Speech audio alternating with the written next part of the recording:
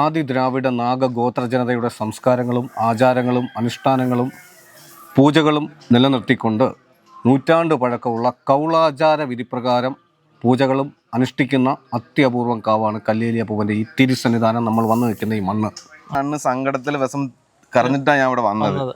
പക്ഷെ എനിക്ക് ഇന്ന് സന്തോഷത്തോടെ ഞാൻ കരയുന്നുണ്ട്. പത്തനംതിട്ട കോന്നിയിൽ അച്ചൻകോവിലാർ തീരത്തോട് ചേർന്ന് 24 മണിക്കൂറും പ്രാർത്ഥനയുടെ വാതിലുകൾ തുറന്നിട്ടിരിക്കുന്ന ഒരു കാനന ക്ഷേത്രമുണ്ട്, കല്ലേലി ഊരാളി അപ്പൂപ്പൻകാവ്. മറ്റു ക്ഷേത്രങ്ങളിൽ നിന്നും തികച്ചും വ്യത്യസ്തമായി ആദി ദ്രാവിഡ നാഗ ഗോത്ര ജനതയുടെ ആചാരങ്ങൾ ഇപ്പോഴും അണുവിട തെറ്റാതെ പിന്തുടരുന്ന ഒരേ ഒരു കാവാണ് കല്ലേലി ഊരാളി അപ്പൂപ്പൻകാവ്.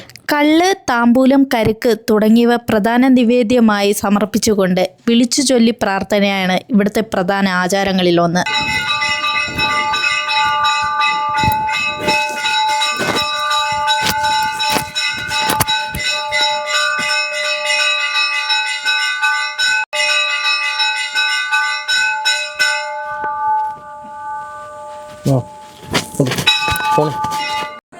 അതെല്ലാം സംഘടിപ്പിച്ച് പൈസ സർവീസ് മാലയും മേടിച്ച് വെച്ചിട്ട് പറയണം.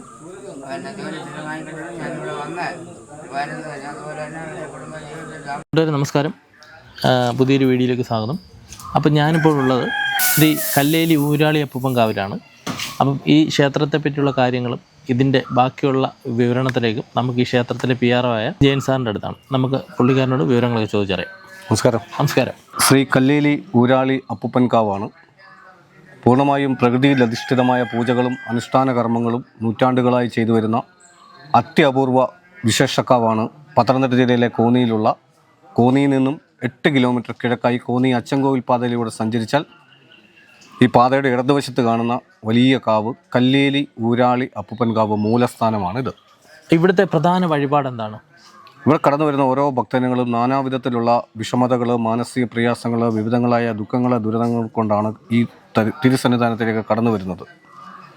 ഇവിടുത്തെ ആദ്യത്തെ കാര്യം എന്ന് വെച്ചാൽ ആദി ദ്രാവിഡ നാഗ ഗോത്ര ജനതയുടെ സംസ്കാരങ്ങളും ആചാരങ്ങളും അനുഷ്ഠാനങ്ങളും പൂജകളും നിലനിർത്തിക്കൊണ്ട് നൂറ്റാണ്ട് പഴക്കമുള്ള കൗളാചാര വിധിപ്രകാരം പൂജകളും അനുഷ്ഠിക്കുന്ന അത്യപൂർവം കാവാണ് കല്ലേലി അപ്പൂപ്പൻ്റെ ഈ തിരുസന്നിധാനം. നമ്മൾ വന്നു നിൽക്കുന്ന ഈ മണ്ണ്.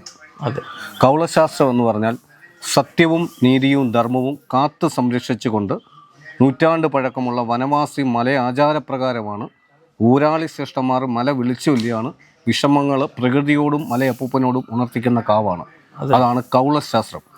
താന്ത്രിക ക്ഷേത്രങ്ങളിലാണ് താന്ത്രിക വിദ്യകളും പൂജാതി കർമ്മങ്ങളും വ്യത്യസ്തമാണ്. ഇവിടെ അതല്ല. ഈ ക്ഷേത്ര ആരാധന ഉണ്ടാകുന്നതിന് കാലങ്ങൾക്ക് നൂറ്റാണ്ട് മുമ്പ് തന്നെ കാവ് ആചാരങ്ങളാണ് കേരളത്തിലും ഇന്ത്യയിലും ഏഷ്യയിലും എല്ലാം നിലനിന്നത്. കാവുകൾ എന്നാൽ പ്രകൃതിയുടെ കേദാര ഭൂമികയാണ്. പറക്കുന്ന പക്ഷി 12000 ഉറുമ്പിൽ തൊട്ട് 8000 ഉരകവർഗത്തിനും ഊട്ടും പൂജകളും അർപ്പിച്ച് മാനവകുലവും പ്രകൃതിയും ഒന്നുപോലെ അനുഗ്രഹം ചൊരിയുന്നതാണ് കാവുകൾ. 10 പുത്രന്മാർക്ക് സമം ഒരു വൃക്ഷമെന്നാണ് ശാരംഗൻ എന്ന് പറഞ്ഞാൽ മഹാമഹർഷി പറഞ്ഞു വെച്ചേക്കുന്നത്. അത് അത്രമാത്രം പ്രാധാന്യമർഹിക്കുന്നതാണ് കാവുകൾ. കാവുകളിലെ ആചാരങ്ങളും അനുഷ്ഠാനങ്ങളും വളരെ വ്യത്യസ്തവും പൂജകൾ വളരെ അത്യപൂർവവുമാണ്. ഇത് കല്ലേലി അപ്പൂപ്പൻ്റെ തിരുസന്നിധാനം. കല്ലേലി അപ്പൂപ്പൻ എന്ന് പറഞ്ഞാൽ മലയപ്പൂപ്പനാണ്. ഈ കാവിന് 999 മലകൾ ഉണ്ട്. അതിൻ്റെ മൂലസ്ഥാനമാണ് കല്ലേലി ഊരാളി അപ്പൂപ്പൻകാവ് മലയപ്പൂപ്പനാണ്. പൂർവികരെയും പിതാക്കന്മാരെയും ആശാന്മാരെയും ഒക്കെ ആരാധിച്ചിരുന്ന ഒരു കാലഘട്ടത്തിലൂടെയാണ് നമ്മൾ കടന്നുപോയത്. പൂർണ്ണമായും പ്രകൃതിയെ ആരാധിച്ചിരുന്ന ഒരു സമ്പ്രദായമാണ് മാനവകുലത്തിനുള്ളത്, ദ്രാവിഡ ജനതയ്ക്കുള്ളത്. അതുകൊണ്ടാണ് ആദി ദ്രാവിഡ നാഗ ഗോത്ര ജനതയുടെ സംസ്കാരങ്ങളും ആചാരങ്ങളും അനുഷ്ഠാനങ്ങളും പഴവങ്ങളും മുറ തെറ്റാതെ ഈ കാവിൽ ഇപ്പോഴും നടന്നു വരുന്നത്. ഇവിടെ കടന്നു വരുന്ന ഭക്തജനങ്ങൾ ആദ്യം ചെയ്യേണ്ടത് തൊട്ട് മുന്നിൽ വരുമ്പോൾ തന്നെ ഇവിടെ ജലം വെച്ചിട്ടുണ്ട്. അതിൽ കാലും കൈയും മുഖവും കഴുകി ശുദ്ധി വരുത്ത ശേഷമാണ് കാവിലേക്ക് കടന്നു വരുമ്പോൾ 41 തൃപ്പടികളുണ്ട് താപ്പോട്ട്. ഈ 41 തൃപ്പടി എന്ന് വെച്ചാൽ മണ്ഡല മകരവിളക്ക് മഹോത്സവം നടക്കുന്ന 41 ദിനരാത്രങ്ങളാണ്. ഈ 41 പടിയിൽ 41 മല ഈശ്വരന്മാരെയാണ് വെച്ച് ആരാധന നടത്തുന്നത്.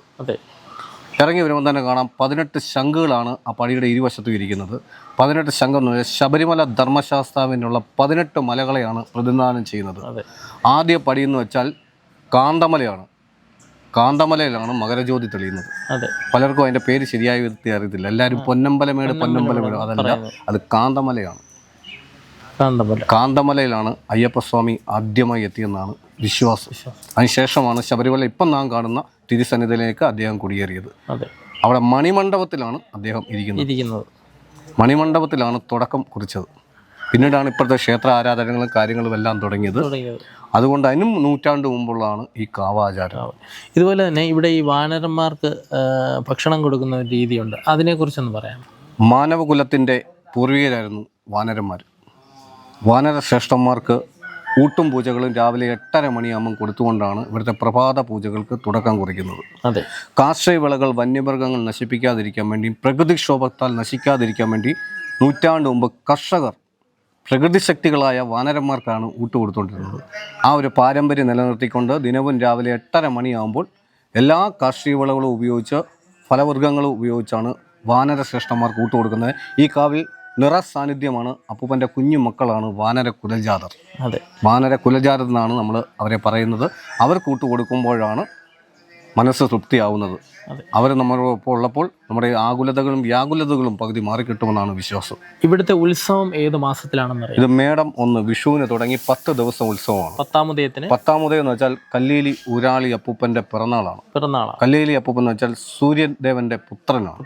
മണ്ണടി ദേശത്ത് ജനിച്ച് ഈ കല്ലേലി മണ്ണിൽ വന്ന് വാസമുറപ്പിച്ച് ഭക്തകോടികൾക്ക് അനുഗ്രഹം ചെയ്യുന്ന കല്ലേലി അപ്പൂപ്പൻ്റെ തിരുപ്പിറന്നാളാണ് 10-ാം ഉദയ മഹോത്സവം. 10-ാം ഉദയ മഹോത്സവം എന്ന് വെച്ചാൽ അപ്പൂപ്പൻ്റെ വിശേഷ ദിനമാണ്. മേടമെന്ന് വെച്ചാൽ രാശിയാണ്. സൂര്യൻ നേരെ കിഴക്കുദിക്കുന്ന രാശിയാണ് 10-ാം ഉദയ തിരുനാൾ. അന്ന് എന്ത് കാര്യങ്ങൾക്കും നമ്മൾ രാശി നോക്കേണ്ട കാര്യമില്ല. തുടങ്ങാൻ കുറച്ച് കഴിഞ്ഞാൽ അത് 100% വിജയമായി വരും. അതുപോലെ തന്നെയാണ് ആ 10-ാം ഉദയം എന്ന് പറയുന്നത് നല്ലൊരു മുഹൂർത്തമാണ്. എല്ലാവരും അതുപോലെ തന്നെ കല്യാണം, അതുപോലെ പാലുകാച്ചൽ ചടങ്ങുകളൊക്കെ ഏറ്റവും കൂടുതലായിട്ട് നടക്കപ്പെടുന്ന ഒരു ദിവസമാണ് 10-ാം ഉദയം എന്ന് പറഞ്ഞ്. അത് പ്രത്യേകിച്ച് നമ്മൾ ആർക്കും പറഞ്ഞു കൊടുക്കേണ്ട കാര്യമില്ല. അപ്പോൾ ആ ഒരു ദിവസത്തിന് പിന്നെ ഈ ക്ഷേത്രത്തിലേക്ക് എത്തിച്ചേരാനുള്ള ബസ് സർവീസുകളൊക്കെ ലഭ്യമാണല്ലോ. ഇത് പത്തനംതിട്ട ജില്ലയിലെ കോന്നിയിലാണ്. കോന്നിയിൽ വന്നിറങ്ങുന്ന എല്ലാ ഭക്തജനങ്ങളും കല്ലേലി എന്ന് പറഞ്ഞ ബോർഡ് വെച്ചൊരു വാഹനം വരും, അല്ല കൊക്കത്തോട്. ഇതിന് കിഴക്കാണ് കൊക്കത്തോട് എന്ന് പറഞ്ഞ സ്ഥലം. ഇത് കോന്നിയിൽ നിന്ന് 8 കിലോമീറ്റർ കിഴക്കോട്ട് സഞ്ചരിച്ച കോന്നി അച്ചൻകോവിൽ കാനന പാതയാണ് ഈ കടന്നു പോകുന്നത്. ഇതിന്റെ ഇടത് സൈഡ് കാണുന്നതാണ് കല്ലേലി അപ്പൂപ്പന്റെ കാവ്. 1 മണിക്കൂർ ഇടവിട്ട് ബസ്സുകൾ കോന്നിന്നുണ്ട്, ബസ് സർവീസ് ഉണ്ട്. വൈകിട്ട് ക്ഷേത്രത്തിന്റെ സമയം എത്ര? ഇവിടെ 24 മണിക്കൂറും ദർശനമുള്ള ലോകത്തിലെ പ്രശസ്ത കാവാണ് കല്ലേലി അപ്പൂപ്പന്റെ തിരുസന്നിധി. ഇത് അടയ്ക്കത്തില്ല. പ്രകൃതിയുടെ കേദാര ഭൂമിയെ ഒരിക്കലും അടയ്ക്കാൻ പറ്റില്ല. ഇവിടെ അടപ്പോ തുറപ്പോ ഇല്ല. ഏത് സമയത്ത് വേണമെങ്കിലും ഭക്തജനങ്ങൾക്ക് കടന്നു വരാം, അപ്പൂപ്പനെ പ്രാർത്ഥിക്കാം. ഇവിടുത്തെ പ്രാർത്ഥനകൾക്ക് പ്രത്യേകതയുണ്ട്. അടുക്കാചാരം, അതായത് താമ്പൂലം സമർപ്പിച്ചാണ് ഊരാളി അപ്പൂപ്പനോട് നമ്മുടെ കാര്യങ്ങൾ പറയേണ്ടത്. ഈ അടുക്കിനകത്ത് കള്ള്, കരിക്ക്, വെറ്റ, പൊയില, പൂജാദ്രവ്യം എല്ലാ സാധനവും ഉണ്ട്. അത് ഏറ്റവും പ്രധാനപ്പെട്ട വെറ്റലയാണ്. പ്രകൃതിയിൽ നിന്ന് എത്തുന്ന ഏറ്റവും 1-ാം സ്ഥാനത്തുള്ള വിശിഷ്ട വസ്തുവാണ് വെറ്റില. നമ്മുടെ മംഗളമുഹൂർത്തങ്ങൾക്കെല്ലാം വെറ്റിനെ ദക്ഷിണമായിട്ട് നൽകിയാണ് ആരംഭം കുറിക്കുന്നത്. ആ താമ്പൂലം ഇവിടെ ഭക്തജനങ്ങൾ എഴുതി കഴിഞ്ഞപ്പോൾ താഴത്തെ കൗണ്ടറിൽ പോയി താമ്പൂലം വാങ്ങിക്കും. ആ താമ്പൂലം കയ്യിൽ വെച്ചുകൊണ്ട് വേണം ഏറ്റവും മുന്നിൽ വന്ന് അപ്പൂപ്പനോട് നമ്മുടെ കാര്യങ്ങൾ പറയാൻ. നമുക്കൊരു 100 കൂട്ടം വിഷയങ്ങൾ കാണും. ആ വിഷയങ്ങൾ എല്ലാം കൂടെ ഒറ്റയടിക്ക് ഇറക്കി വെക്കാതെ 1-2 വിഷയങ്ങൾ കല്ലേലി അപ്പൂപ്പനോടും അമ്മൂമ്മയോടും ഉപദൈവങ്ങളോടും പറഞ്ഞുകൊണ്ട് ഊരാളി ശ്രേഷ്ഠന്മാരുടെ ഈ താമ്പൂലം കൊടുത്ത് മല വിളിച്ചു ചൊല്ലി കരിക്കുടച്ച് രാശി നോക്കി ഫലം പറയുന്ന കാവാണ് കല്ലേലി അപ്പൂപ്പൻ്റെ തിരുസന്നിധാനം. ഇവിടെ പ്രാർത്ഥിക്കേണ്ട പ്രത്യേകതയുണ്ട്. നമ്മൾ മറ്റു ദേവാലയങ്ങളിൽ പോയി മനസ്സിൽ പറയും, അല്ലെ ചുണ്ടനക്ക്. ഇവിടെ അങ്ങനല്ല. ഇവിടെ പ്രകൃതിയൊക്കെ ഉറക്കെ ഒച്ചത്തിൽ നമ്മളും പ്രാർത്ഥിക്കണം. ആദ്യം കല്ലേലി അപ്പൂപ്പനെ പ്രാർത്ഥിച്ചു കഴിഞ്ഞ് ആ തിരുസന്നിധാനമുണ്ട്. അത് ഹരിനാരായണ തമ്പുരാൻ്റെ തിരുസന്നിധാനമാണ്. എല്ലാ വ്യാഴാഴ്ച ദിവസം രാവിലെ 10 മണിക്കാണ് അവിടെ പൂജ നടക്കുന്നത്. 4 ചുറ്റി കടലിൽ വരുന്നതാണ് അദ്ദേഹം. കടലിൽ നിന്നാണ് ജീവനും ജീവജാലങ്ങളും വന്നുകൊണ്ട് നമുക്കും നമ്മുടെ കുടുംബത്തിനുള്ള ആയുരാരോഗ്യ സൗഖ്യത്തിന് വേണ്ടിയാണ് പൂർണ്ണമായി അവിടെ പ്രാർത്ഥിക്കുക. ഈ തിരുസന്നിധാനം വെച്ചാൽ കല്ലേലി കൗള ഗണപതിയുടെ നടയാണ്. 1008 ഗണപതി ശ്രേഷ്ഠന്മാരിൽ മുഖ്യ സ്ഥാനത്ത് നിൽക്കുന്ന കരിഗണപതിയാണ്. ഇദ്ദേഹത്തിന് രൂപമോ ഭാവമോ ഇല്ല. ഏത് രൂപത്തിലും ഭാവത്തിലും വിളിച്ചാൽ ഇദ്ദേഹം മിഴി തുറന്ന് നമ്മളെ അനുഗ്രഹിക്കും. എല്ലാ ഇംഗ്ലീഷ് മാസവും രാവിലെ 10 മണിക്കാണ് ഇവിടെ വിശേഷ പൂജയുണ്ട്. ഇത് അപ്പൂപ്പൻ്റെ നിലവറയാണ്. ഈ നിലവറയ്ക്കുള്ളിലിരിക്കുന്നത് 999 മലയ്ക്കുള്ള സത്യമുള്ള സ്വർണ്ണ മലയുടെ കൊടിയായിരിക്കുന്നത്. അത് മലയാള മാസം 1-ാം തീയതി ഉത്സവ നാളുകളിലും ഭക്തജനങ്ങൾക്ക് ദർശനത്തിനായി തുറന്നു നൽകുന്ന നിലവറയാണിത്. ഈ നിലവറയ്ക്കുള്ളിലാണ് സ്വർണ്ണ മലക്കൊടി ഇരിക്കുന്നത്. 1-ാം തീയതി എത്തിക്കഴിഞ്ഞാൽ തീർച്ചയായിട്ടും ഈ മലക്കൊടി കൊണ്ട് ദർശനം നടത്തി അനുഗ്രഹ വർഷങ്ങൾ ഉണ്ടാവുക. ഇവിടെ പണ്ഡിതനോ പാപനനോ ചെറിയവനോ വലിയവനോ പണക്കാരനോ പാവപ്പെട്ടനോ കറുത്തവനോ വെളുത്തവനോ ഒന്നുമില്ല. ഈ തൃപ്പടി ഇറങ്ങി വരുമ്പോൾ നമ്മളെല്ലാവരും ഒരുപോലെ ഈ കാവിൻ്റെ കുഞ്ഞു മക്കളാണ്. ഇവിടെ എന്ത് വിഷയം ഉണ്ടെങ്കിലും ജീവനക്കാരോടോ സ്വാമിമാരോടോ തുറന്നു പറയണം. ആ തുറന്നു പറയുമ്പോഴാണ് അതിനുള്ള പ്രതിവിധി നമുക്ക് പറഞ്ഞു തരാൻ പറ്റൂ. ഇവിടെ വന്നിട്ട് പെട്ടെന്ന് ഓടിപ്പോരുത്. 1-2 മണിക്കൂർ ഈ കാവുമായിട്ട് ഇഴകിച്ചേർന്ന് നിൽക്കണം. കാരണം വെച്ചാൽ മനുഷ്യനും പ്രകൃതിയും തമ്മിലുള്ള ആത്മബന്ധം കൂടുതൽ ഊട്ടയുറപ്പിക്കുമ്പോൾ മാത്രമാണ് നമ്മുടെ മനസ്സിൽ കിടക്കുന്ന ആദികളും വ്യാധികളും മാറി അവിടേക്ക് നല്ല മനസ്സും സന്തോഷം നിറഞ്ഞ ജീവിതവും പ്രദാനം ചെയ്യത്തുള്ളൂ എന്നാണ് നൂറ്റാണ്ടുകളായുള്ള വിശ്വാസം ഇന്നും നിലനിർത്തിക്കൊണ്ടാണ് ഈ കാവിലെ ആചാരങ്ങളും അനുഷ്ഠാനങ്ങളും പഴമയും വിശ്വാസവും നിലനിർത്തിക്കൊണ്ട് ഊരാളി ശ്രേഷ്ഠന്മാർ മല വിളിച്ചു ചൊല്ലി നമ്മുടെ മാനവ ഹൃദയത്തിനും പ്രകൃതിക്കും ഒന്നുപോലെ അനുഗ്രഹം ചൊരിയുന്നത്. ഈ നടയെന്ന് വെച്ചാൽ കുട്ടിച്ചാത്തൻ നട. ഇത് തൃശ്ശൂർ കാനാടി മഠത്തിലുള്ള വിഷ്ണുമായ സങ്കല്പത്തിൽ അങ്ങൊഴുകി ഇവിടെ കുട്ടി ശാസ്താവായിട്ടാണ് പ്രതിഷ്ഠ നടത്തിയിരിക്കുന്നത്. ഇദ്ദേഹത്തിന് മാസത്തിലൊരിക്കൽ വിശേഷ പൂജയുണ്ട്.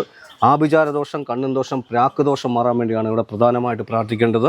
ഈ പഴുക്കാമാലയാണ് കുട്ടി ശാസ്താവിനുള്ള പ്രധാനപ്പെട്ട വഴിപാടുകൾ സമർപ്പിക്കുന്നത്. ആയിരിക്കുന്ന കരിമഞ്ഞളാണ് പുറകിരിക്കുന്നത്. നമ്മുടെ മനസ്സിൽ കിടക്കുന്ന ആദികളും വ്യാധികളും ഒക്കെ മൈനസ് പോയിന്റുകളെ വലിച്ചെടുക്കുന്നതാണ് ഈ കരിമഞ്ഞൾ. വനത്തിലുള്ള നൂറ്റാണ്ട് മുമ്പുള്ള വനവാസി സമ്പ്രദായത്തെ കരിമഞ്ഞൾ വെച്ചാണ് ഈ പൂജകളും വഴിപാടുകളൊക്കെ നടത്തിക്കഴിഞ്ഞ് കുട്ടിച്ചാത്തനെ പ്രാർത്ഥിച്ച് കഴിഞ്ഞാൽ നേരെ ചെല്ലുന്നത് കല്ലേലി അമ്മൂമ്മയുടെ നടയിലേക്കാണ്. കല്ലേലി അമ്മൂമ്മയെന്ന് വെച്ചാൽ അപ്പൂപ്പൻ്റെ അമ്മയായിട്ടാണ് സങ്കല്പം. മാതാപിതാ ഗുരു ദൈവം എന്നാണ്. നമ്മുടെ പ്രസവിച്ച അമ്മയോട് എന്തെങ്കിലും തെറ്റുകുറ്റങ്ങൾ നമ്മൾ ചെയ്തിട്ടുണ്ടെങ്കിൽ നമ്മൾ ഇന്നേ വരെ ക്ഷമ ചോദിച്ചിട്ടുണ്ട്? ഇല്ല. അവിടെ എന്നിട്ട് ആ അമ്മയോട്, നമ്മുടെ സ്വന്തം അമ്മയോട് നമ്മൾ ക്ഷമ ചോദിക്കണം. ആ അമ്മ എപ്പോഴും ക്ഷമിക്കും. കുഞ്ഞുങ്ങളോട്, മക്കളോട് ഏറ്റവും ക്ഷമിക്കുന്നത് അമ്മമാരാണ്. അവരോടാണ് നമ്മൾ കൂടുതൽ, അച്ഛനമ്മമാരോട് പറയുന്നതിനേക്കാളും കൂടുതൽ കാര്യങ്ങൾ അമ്മമാരോടാണ് പറയുന്നത്. ആ അമ്മയോട് നമ്മളെ പ്രസവിച്ച അമ്മയോട് നമ്മുടെ ദുഃഖങ്ങളും ദുരിതങ്ങളും, നമ്മുടെ എന്തെങ്കിലും ഞാൻ അറിഞ്ഞോ അമ്മയെ, ഞാൻ കുഞ്ഞുമോനാ എൻ്റെ കുഞ്ഞുമക്കളാണ്, ഞാൻ അറിഞ്ഞോ അറിയാതെ എന്തെങ്കിലും തെറ്റുകുറ്റങ്ങൾ ചെയ്തിട്ടുണ്ടെങ്കിൽ അമ്മയായിട്ട് ക്ഷമിക്കണം. എന്നിട്ട് വേണം കല്ലേലി അമ്മയോട് നമ്മുടെ കാര്യങ്ങൾ പറയാൻ. പെട്ടെന്ന് നമ്മുടെ കാര്യങ്ങൾക്ക് പൂർണ്ണമായ ഒരു ശാശ്വത പരിഹാരവും.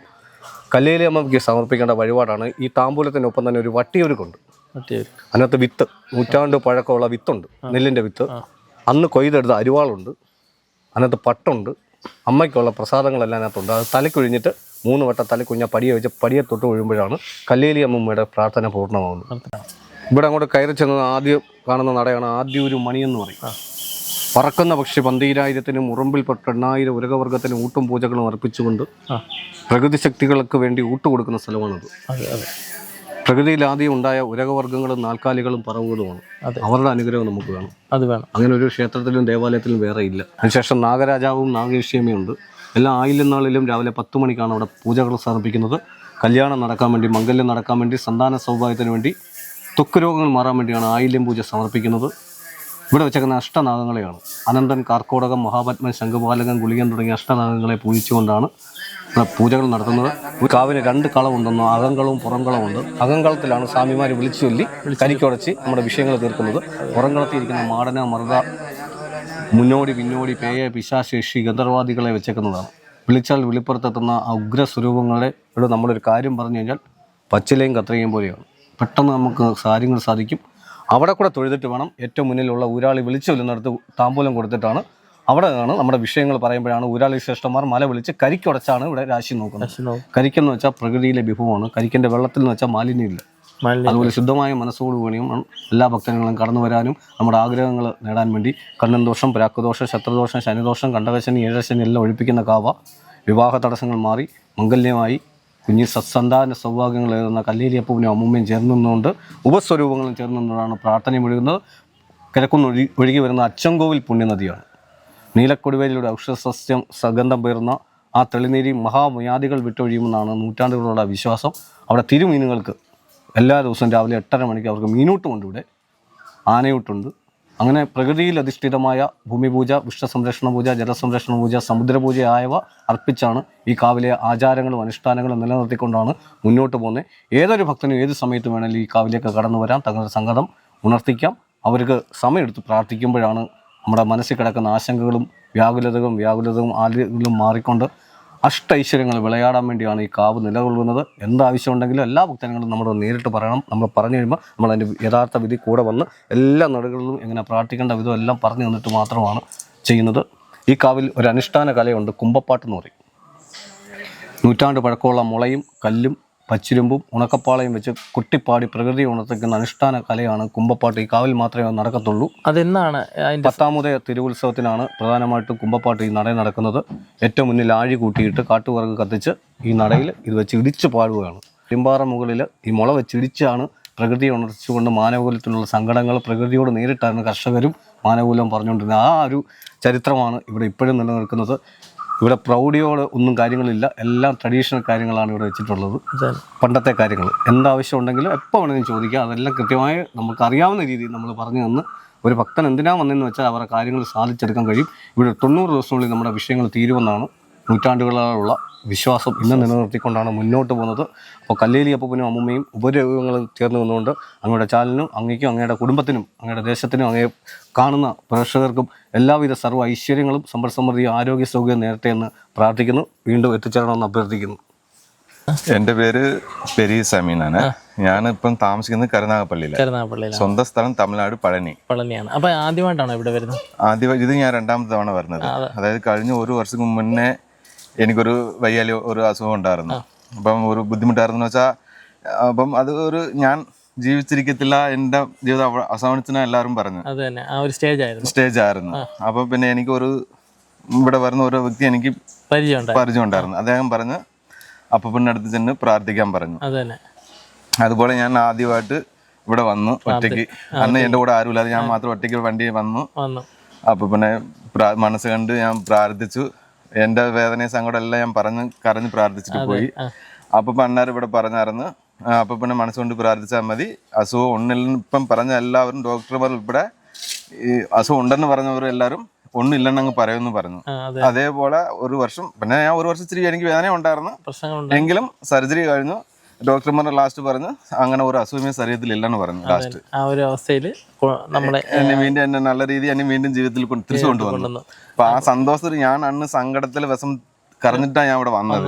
പക്ഷെ എനിക്ക് ഇന്ന് സന്തോഷം, ആ സന്തോഷത്തോടെ ഞാൻ കരയുന്നുണ്ട്. ഇതുപോലെ അനുഭവസ്ഥരായിട്ടുള്ള ഒരുപാട് പേരുണ്ട്. എല്ലാവരുടെയും ഇന്റർവ്യൂ എടുക്കാൻ നമ്മൾ കഴിയില്ല. എന്നാലും കഴിവതും എല്ലാവരും മനസ്സൊരുക്കി പ്രാർത്ഥിച്ചു. അത് നമ്മുടെ മനസ്സിൽ സത്യസന്ധത ഉണ്ടെങ്കിൽ തീർച്ചയായിട്ടും അപ്പം നമുക്കത് സാധിച്ചു തരും നേരായ വഴിക്ക്. അതായത് നമ്മളിലേക്ക് ഈ വിവരങ്ങൾ പങ്കുവെച്ചതിൽ സന്തോഷം പറഞ്ഞതിൽ നമുക്കും നന്ദിയുണ്ട്.